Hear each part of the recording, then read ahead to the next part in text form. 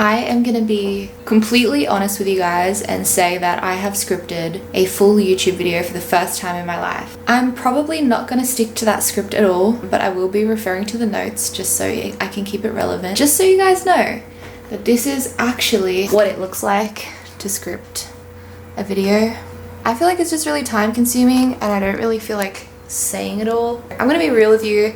Go ahead, and I don't even know why I'm still blabbing. Let's get straight into this video then. In this video, I'm gonna help you get motorsport sponsors with these 6 tips. I also have a free sponsorship template if you wait till the end of the video. For those who know me, you would know that I actually run my own business as a motorsport graphic designer and I have a sponsored driver. I'm also a drifter. I have a K24 180SX and I'm also sponsored. So I feel like I'm a little bit qualified to talk about this topic. If you guys are here right now, it's because you guys are struggling to either finish a build, pay for it, or ultimately you just want to progress in your professional career. Support is crucial in all types of contexts, no matter how much money you have. I just feel like it always helps if you have a tire sponsor or someone who just sponsors you with oil even. Every tiny bit counts. Let's just dive right in. Let's start with number 1. Which sponsors actually align with you? This is an important one because if the sponsor doesn't align with what you do or your car even, personally I don't think you're gonna have a great chance of gaining their attention. For example, what comes to my mind is energy drinks. It might sound like a bit strange, but I've always thought to myself, okay, there's so many energy drink sponsors, right? You've got Mother, you've got Red Bull, you've got Rockstar, you've all seen them on race cars, right? But for me personally, I actually don't drink energy drinks. I actually drink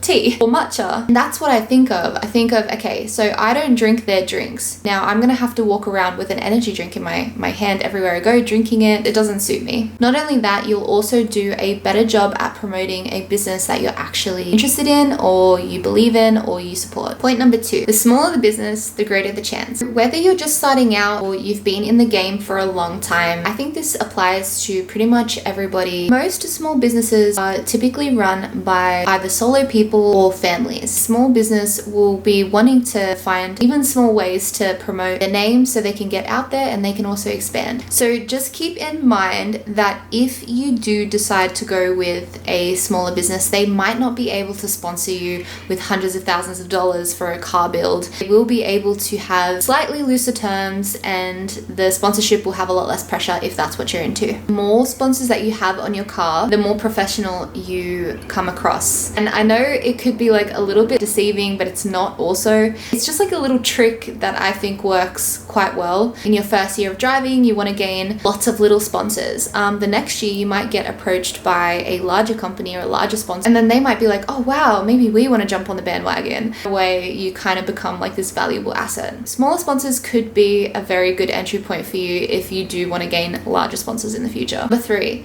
get an attention grabbing livery design. I'm not just saying that because I'm a graphic designer. I'm not just saying that because I'm a livery designer either. I think it is the best way to show your sponsors that you are going to be marketing them to the best of your ability and you're willing to invest in signage that's going to stand out amongst the rest. Your car is virtually a moving billboard. People are going to follow something that looks crazy like on the track all the time. So if you have a bright car that's fluorescent, crazy illustrations, maybe some chrome or something like that, people are going to naturally have their eyes on that car a lot more than say a plain white car. And that's just how it goes. Don't be afraid to veer away from the typical vanilla style livery design. It will help you in the future for sure. And I'm also gonna just do a quick shameless plug. I do design liveries. So if you're interested, hit me up. tianacreative.com.au. Number 4, I don't know why I keep putting my hand up. Number 4, social media influence and consistency is crucial. The biggest thing that you can do for your sponsors is influence a community of quality niche audience. People that they're trying to target are the people that are watching you. People think, oh, I have to drive 100% amazing and win every single championship in order to get amazing sponsors. That's not true for the most part. If you actually have a positive social media influence over a great deal of people, no matter how you drive, what your car is, I mean, how it looks is important, like I said. I think that they will value you as a person because you'll be able to sway an audience to say, hey, I believe in this product, so should you. If you're authentic, you say you believe in a product because you actually do, your audience will naturally want to gravitate towards them too. So I think it's a big selling point. Consistency and just having influence in general. You get asked the question, well, what if I am not on social media, or what if my social media hasn't grown, or where do I start? I always say don't be too precious about your content, just have content and throw it up. If you're doing something on the weekend, you're working on the car, post it or put it on your story. Are you confused about what to do with your car? Ask a poll. There's plenty of ways to grow your community, and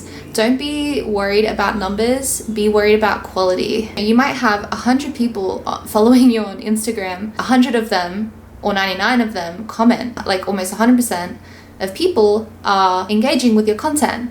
Whereas some people might have 100k followers and then they might only get like 200 likes, and the ratio is a lot different. Number 5, cockatoos. Number 5, network with your sponsors in real life. The best way to actually gain sponsors, speak to the person that you're trying to get in touch with in real life. That could be at like a car event, it could be in their shop. If they have a retail space, make sure you are being authentically yourself and you're being personal. Last thing that I would want for myself as a business owner is somebody to come up to me and just outright ask me for a sponsorship without me even knowing the person or even seeing what they're about. This makes you feel like you're being used. And as a business, it's like, okay, like it's an exchange of services, which is completely 100% correct. Giving you a product or money or a service in exchange for your marketing would be nicer, and you would build a better relationship, business friendship with the person if you actually just get to know them and let them know what you do. For example, if I was to go up to somebody who I wanted to target, I would just talk to them about drifting, find a common ground and just get to know them as people, and make sure it's a brand and a business that you believe in. They're like, oh, this person's really cool, they drift, or they do circuit racing, or they rally drivers. They've got the whole package. Like, look at them, they're friendly, etc. This is somebody who we want to represent our brand. They will just automatically figure it out. You won't even need to ask for a sponsorship. In the case that doesn't happen, we've got number 6, and that is prepare a proposal. As I've mentioned, I only recommend you doing this after you've actually approached them in real life. Proposal is basically just like a little booklet of you and your driving career. The booklet explains the engagement and how you influence the people around you. So it should say ways that you're doing that actively to market your own brand. Therefore, they can kind of piggyback off you. Lucky for you, I've actually created a free sponsorship template. Will help you a lot. If I had this when I was creating mine, it would have made my life so much easier. There's really nothing on the internet at the moment that I could find personally that had any of this information. That's why I'm going to provide it to you. What you can do is just click the link that's in the description below, get your free template there.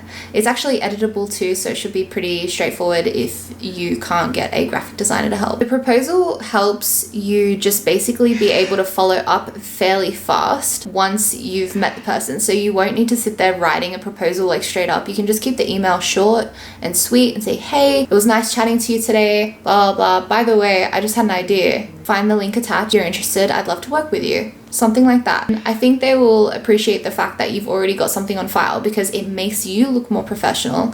It makes you look more organized. And that's the kind of people that they want to work with. People who follow through with what they're going to say they do. Don't forget to go to the description below and download your free proposal template. It will help you greatly. So definitely head over there and check it out. Also, I forgot to mention, if you guys have any ideas or any questions that you want to ask and you want me to make a video about it, please put a comment below and I will be more than happy to have a look at it, and if it suits, I'll definitely do a video on it. Okay guys, bye for now. Peace out.